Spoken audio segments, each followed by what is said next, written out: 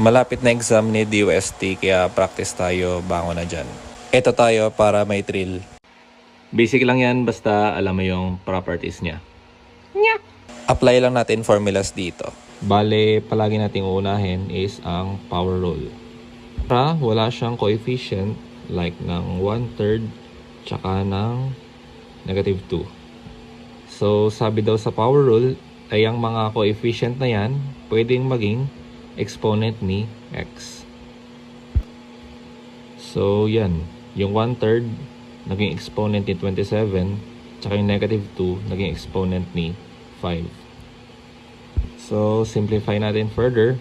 Ang cube root ng 27 ay 3, tsaka ang 5 raised to -2 is 1/25. So, tapos nyan, notice nyo, lahat ng sign is plus. So, gamit tayo product rule.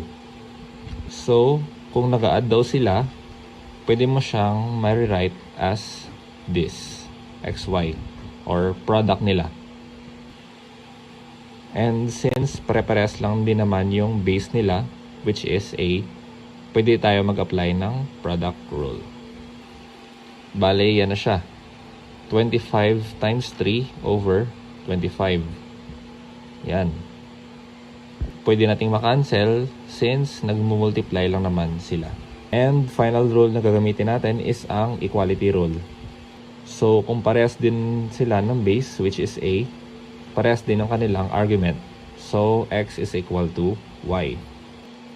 So, we apply it to our expression right here. So, 3 is equal to root x.